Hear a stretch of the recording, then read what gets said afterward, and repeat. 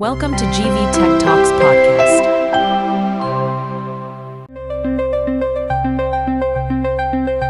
ఈ రోజు మనం చరిత్రలో కొంచెం వెనక్కి వెళ్దాం. తప్పకుండా. ఒకసారి ఊహించుకోండి, గణితం అనేది ఒక సపరేట్ సబ్జెక్ట్ కాదు. కేవలం జ్యోతిష్యం చెప్పడానికి, గ్రహాల కదలికలు లెక్కించడానికి మాత్రమే ఉపయోగపడే ఒక టూల్. అవును, అప్పటి పరిస్థితి అదే. అలాంటి సమయంలో ఒక వ్యక్తి వచ్చి, లేదు, గణితమనేది వీటన్నిటికంటే గొప్పది, దానికి సొంత అస్తిత్వం ఉంది అని గట్టిగా చెప్పారు. ఆయనే మహావీరాచార్య. 9వ శతాబ్దానికి చెందిన, మనం దాదాపు మరిచిపోయిన ఒక గణిత మేధావి. సరిగ్గా అదే పాయింట్. చూడండి, ఆర్యభట్ట, బ్రహ్మగుప్తుడు లాంటి గొప్పవాళ్లు ఉన్నారు, కాదనలేం. వాళ్ళు లెజెండ్స్. కాని వాళ్ల దృష్టి అంతా ఎక్కువగా ఖగోళశాస్త్రం మీద ఉండేది. వారి గణితం దానికొక సాధనం మాత్రమే. ఓ, ఓకే. కాని మహావీరాచార్య మొట్టమొదటిసారిగా గణితానికి, జ్యోతిష్యానికి మధ్య ఒక గీత గీశారు. అంటే ఆ రెండిటినీ వేరు చేశారనర్థం. అవును, గణితం కోసమే గణితాన్ని అధ్యయనం చేసిన మొదటి భారతీయ మేధావులలో ఆయన ఒకరు. ఈరోజు మనమాయన రాసిన గణిత సార సంగ్రహం అనే పుస్తకం ద్వారా ఆయన ఆలోచనా ప్రపంచంలోకి తొంగిచూద్దాం. సరే, అయితే మొదలు పెడదాం. ముందుగా ఈ మహావీరాచార్య ఎవరు? ఆయన నేపథ్యమేమిటి? ఆయన 9వ శతాబ్దంలో, అంటే సుమారుగా క్రీస్తుశకం 815 ప్రాంతంలో, నేటి కర్ణాటకలోని మైసూరు ప్రాంతంలో జన్మించారు. మైసూరులోనా? అవును. అప్పట్లో ఆ ప్రాంతాన్ని ఏల్తున్న రాష్ట్రకూట రాజు అమోఘవర్ష ఆస్థానంలో ఆయనకు గొప్ప గౌరవం ఉండేది. అంటే రాజపోషణ కూడా ఉండేదన్నమాట. ఖచ్చితంగా. క్రీస్తుశకం 850లో ఆయన తన జీవితకాలపు కృషిని గణిత సార సంగ్రహం అనే ఒకే ఒక్క గ్రంథంలో పొందుపరిచారు. దాని ప్రత్యేకత ఏంటి? దాని ప్రత్యేకత ఏమిటంటే, అది పూర్తిగా కేవలం గణితానికి మాత్రమే అంకితం చేయబడిన మొట్టమొదటి భారతీయ గ్రంథం. అంటే గణిత శాస్త్రానికి ఒక స్వతంత్ర ప్రతిపత్తిని కల్పించడానికి గట్టిగా ప్రయత్నించిన మొదటి వ్యక్తి ఆయనే అన్నమాట. అవును. ఆయనకు గణితంపై ఎంత నమ్మకం ఉండేదో చెప్పడానికి ఆయన రాసిన ఒక శ్లోకం చాలు. చెప్పండి. నేను దాన్ని ఉన్నది ఉన్నట్లు కాకుండా దాని భావాన్ని మన భాషలో చెప్తాను. సరే. ఆయనేమన్నారంటే, ఈ పనికిరాని మాటలన్నీ ఎందుకు? ఈ 3 లోకాల్లో కదిలేవి కదలనివి ఏవైనా సరే గణితమనే పునాది లేకుండా వాటిని అర్థం చేసుకోలేము. వావ్! ఆయన దృష్టిలో గణితమనేది ఈ విశ్వాన్ని అర్థం చేసుకోవడానికి ఒక తాళం చెవిలాంటిది. అద్భుతం. అది కేవలం ఒక సబ్జెక్ట్ కాదు, ఒక ఫిలాసఫీలాగా వినిపిస్తోంది. సరే, ఇంత గొప్పగా చెప్పిన ఆ గ్రంథంలో ఆయన ఆవిష్కరించిన కొన్ని ముఖ్యమైన విషయాలు చూద్దాం. మొదటగా బీజగణితం, అంటే ఆల్జీబ్రా. ఆయన చేసిన కృషి ఏమిటి? ఆల్జీబ్రాలో ఆయన కేవలం సమీకరణాలను పరిష్కరించడమే కాకుండా వాటిని సులభంగా ఎలా చేయాలో కొత్త పద్ధతులు కనిపెట్టారని తెలుస్తోంది. నిజమే. ఉదాహరణకు, ఒక సంఖ్య యొక్క క్యూబ్ అంటే ఘనం కనుక్కోవడానికి కొన్ని క్లిష్టమైన ఫార్ములాలను చాలా సులభమైన స్టెప్స్గా విడగొట్టి చూపించారు. ఇక్కడే అసలు విషయముంది. ఆయన ఫార్ములాలను ఉన్నది ఉన్నట్లుగా చదవడం కంటే దాని వెనుకున్న ఆలోచనను అర్థం చేసుకోవడం ముఖ్యం. రైట్. ఆయన కేవలం లెక్కలు చేసే మెషిన్ కాదు. ఆయన సంఖ్యల నిర్మాణాన్ని, వాటి మధ్య ఉన్న సంబంధాన్ని లోతుగా అర్థం చేసుకున్నారు. అంతకు ముందున్న గణితవేత్తలు చెప్పిన విషయాల్లో ఉన్న గందరగోళాన్ని తొలగించి వాటికొక స్పష్టత ఇవ్వడానికి ప్రయత్నించారు. ఆయన పుస్తకం ఒక రకంగా అప్పటి గణిత జ్ఞానానికి ఒక ఎన్సైక్లోపీడియా లాంటిది. కేవలం సమీకరణాలే కాదు, ఆయన పెద్ద సంఖ్యల గురించి కూడా ఆలోచించారని తెలుస్తోంది. మనం వాడే దశాంశ వ్యవస్థను కోటి దాటి అర్బుదం, ఖర్వం, మహాశంఖమంటూ. అవును, దాదాపు 24 స్థానాల వరకు పేర్లను ప్రతిపాదించారు. ఆ కాలంలో అంత పెద్ద సంఖ్యలతో ఏమవసరం పడుంటుంది? బహుశా అదే ఆయన దూరదృష్టిని చూపిస్తుంది. గణితం యొక్క పరిమితులు ఉండకూడదని ఆయన ఆలోచించి ఉండవచ్చు. కావచ్చు.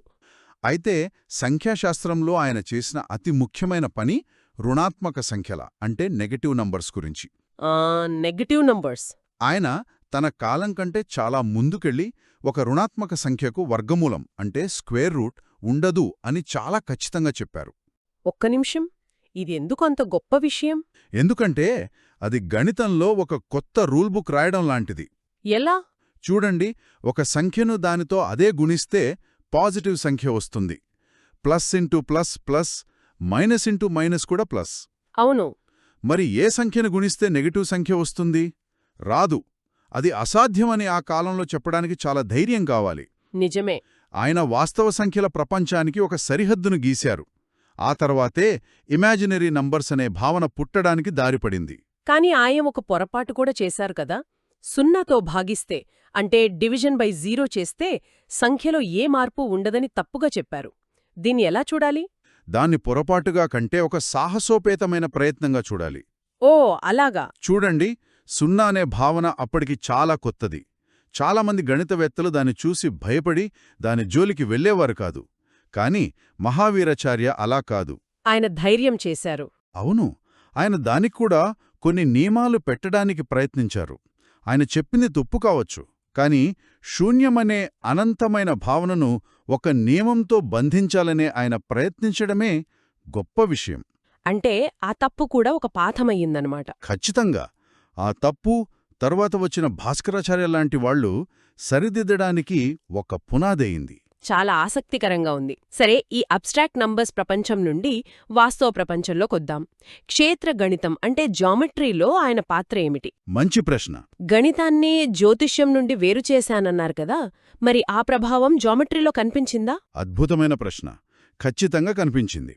అంతకుముందు జామెట్రీ అంటే యజ్ఞవాటికలు ఎలా కట్టాలి, గుడి గోపురాలు ఏ కొలతలతో ఉండాలి అనేదానికే పరిమితమయ్యేది. అంటే ప్రాక్టికల్ అవసరాల కోసం మాత్రమే. అంతే. కాని మహావీరాచార్య త్రిభుజం, వృత్తం, చతురస్రం వంటి ఆకారాలను కేవలం నిర్మాణ వస్తువులుగా చూడలేదు. మరి ఎలా చూశారు? వాటిని స్వచ్ఛమైన గణిత రూపాలుగా చూశారు.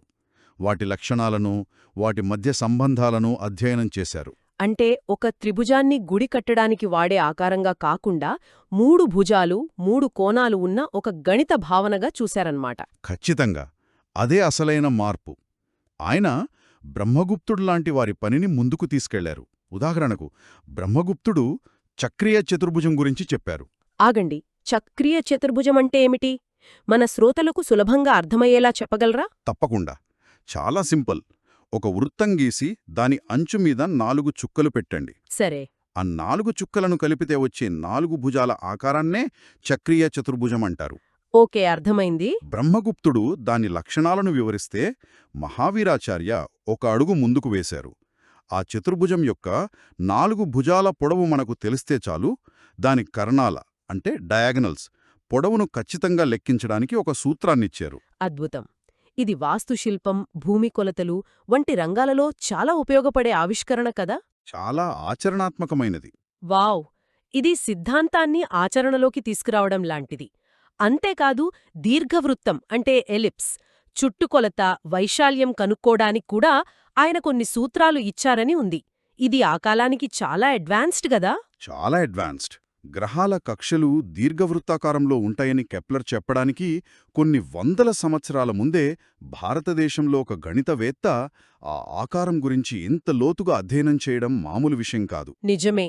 ఆయన పనివల్ల జామెట్రీ కేవలం కొలతల శాస్త్రంగా కాకుండా ఒక తార్కిక శాస్త్రంగా మారింది. సరిగ్గా చెప్పారు. సరే, మనం సంఖ్యల గురించి మాట్లాడాం, ఆకారాల గురించి మాట్లాడాం. ఇప్పుడు మరొక ఆసక్తికరమైన విభాగానికి వద్దాం. అది అవకాశాలు, ఎంపికల గురించి. కాంబినేట్రిక్స్. ప్రస్తారణలో సంయోగాలు అంటే పర్మ్యుటేషన్స్ అండ్ కాంబినేషన్స్. ఇది విన్నప్పుడు నాకు నిజంగా ఆశ్చర్యం వేసింది.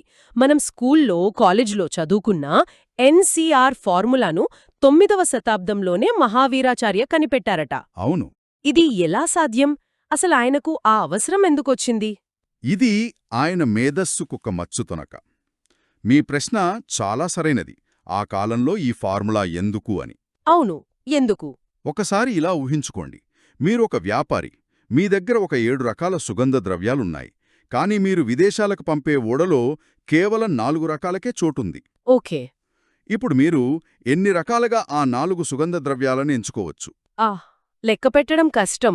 మహావీరాచార్యకు ముందు దీన్ని లెక్కించడానికి ఒక పద్ధతి లేదు. అన్ని కాంబినేషన్స్ రాసి చూసుకోవాల్సిందే. కాని ఆయన ఒక ఫార్ములా ఇచ్చారు. n వస్తువుల నుండి 6 వస్తువులను ఎన్ని విధాలుగా ఎంచుకోవచ్చో చెప్పే సూత్రం అది.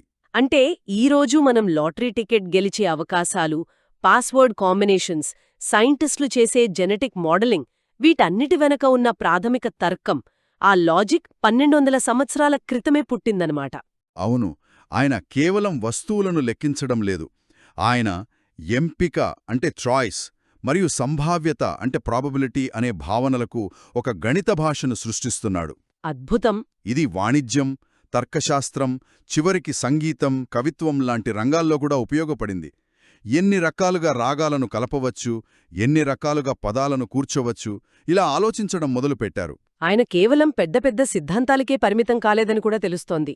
భిన్నాల అంటే ఫ్రాక్షన్స్ మీద కూడా ఆయన చాలా పనిచేశారు. అవును, కళాసవర్ణ వ్యవహార అనే ఒక చాప్టర్లో దీని గురించి వివరంగా రాశారు. అందులో ఏం చెప్పారు? ఏదైనా ఒక భిన్నాన్ని యూనిట్ భిన్నాల మొత్తంగా ఎలా రాయాలో చెప్పారట. యూనిట్ భిన్నమంటే లవంలో అంటే న్యూమరేటర్లో 1 ఉండేది, 12, 13, 17 లాంటివి. ఓ, ఉదాహరణకు? ఉదాహరణకు 1 అనే సంఖ్యను 1/2 + 1/3 + 1/6గా రాయవచ్చు. ఇలాంటి పద్ధతులను ఆయన అభివృద్ధి చేశారు. అంటే ఆయనకు గణితంలోని చిన్న చిన్న పజిల్స్ మీద కూడా చాలా ఆసక్తి ఉండేదన్నమాట. ఖచ్చితంగా. ఇవన్నీ వింటుంటే ఆయనొక సంపూర్ణ గణిత శాస్త్రవేత్త అనిపిస్తోంది. సిద్ధాంతాలు, ఆచరణాత్మక సూత్రాలు, గణిత పజిల్స్ అన్నింటినీ స్పృశించారు. నిజం. మరి ఇంత చేసిన వ్యక్తికి ఆర్యభట్ట, భాస్కరాచార్యులకు వచ్చినంత పేరు ఎందుకు రాలేదు? ఆయన వారసత్వమేమిటి? దీనికి ప్రధాన కారణం ఆయన ప్రభావం ఎక్కువగా దక్షిణ భారతదేశానికే పరిమితం కావడం. అవునా? ఆయన గ్రంథం గణిత సార సంగ్రహం, దానిలోని 1100 పైగా శ్లోకాలు దక్షిణ భారతదేశంలో చాలా కాలం పాటు ఒక ప్రామాణిక పాఠ్యపుస్తకంగా ఉండేవి. ముఖ్యంగా జైన పండితులు దీన్ని ఎక్కువగా ఉపయోగించేవారు. ఆయన ప్రభావం మన తెలుగు ప్రాంతం మీద కూడా పడిందని తెలుస్తోంది. 11వ శతాబ్దంలో పావులూరి మల్లన అనే పండితుడు ఆయన గ్రంథాన్ని సారసంగ్రహ గణితం అనే పేరుతో తెలుగులోకి అనువదించారు కదా? అవును, ఆ అనువాదం చాలా ముఖ్యమైనది. దానివల్ల మహావీరాచార్య జ్ఞానం తెలుగు ప్రజలకు చేరింది. కొన్ని శతాబ్దాల పాటు మన ప్రాంతంలో గణిత విద్యకు అదే ఆధారం. అంటే మనకు తెలియకుండానే ఆయన ప్రభావం మనమీద ఉందన్నమాట. కాబట్టి ఆయన పేరు ఈ రోజుల్లో మనకు అంతగా తెలియకపోవచ్చు, కాని ఆయన ఆలోచనలు, ఆయన సూత్రాలు తరతరాలుగా మన విద్యార్థుల మెదళ్లకు పదును పెట్టాయి. దక్షిణ భారతదేశంలో ఆల్జీబ్రా అభివృద్ధికి ఆయన వేసిన పునాది చాలా బలమైనది. కాబట్టి ఈ మొత్తం చర్చ నుండి మనం నేర్చుకోవలసిన ముఖ్య విషయమేమిటి? మహావీరాచార్య కేవలం కొన్ని ఫార్ములాలను కనిపెట్టిన వ్యక్తి కాదు. ఆయన ఒక విప్లవకారుడు. జ్యోతిష్యం అనే పెద్ద నీడ కింద నలిగిపోతున్న గణితానికి విముక్తి కలిగించి దానిని ఒక స్వతంత్ర, గౌరవప్రదమైన శాస్త్రంగా నిలబెట్టడానికి పోరాడిన యోధుడు. నిస్సందేహంగా రుణాత్మక సంఖ్యకు వర్గమూలం ఉండదనే నియమం నుండి ఎన్సీఆర్ సూత్రం వరకు ఆయన ఆవిష్కరణలు ఈరోజు మనం వాడుతున్న ఆధునిక గణితానికి పునాదిరాళ్లు. నిజం. ఆయన అసలైన మేధస్సు ఆయన సమాధానాలలో కాదు, ఆయన వేసిన ప్రశ్నలలో ఉంది. గణితాన్ని ఒక ప్రయోజనం కోసం కాకుండా దాని అంతర్గత సౌందర్యం కోసం అధ్యయనం చెయ్యాలనే ఆయన ఆలోచనే ఆయన అసలైన వారసత్వం. ఈ చర్చను ముగించే ముందు నా మదిలో ఒక ఆలోచన మెదులుతోంది. చెప్పండి. మహావీరాచార్యలాగా సరైన గుర్తింపు లేకుండా చరిత్ర పుటల్లో కలిసిపోయిన ఇంకెంతమంది మేధావులు ఉండి ఉంటారు? మనం రోజూ వాడే స్మార్ట్ఫోన్లలో, కంప్యూటర్ అల్గారిథంలలో మనకు తెలియకుండానే వారి మేధస్సు ఇంకా జీవించే ఉండేమో కదా.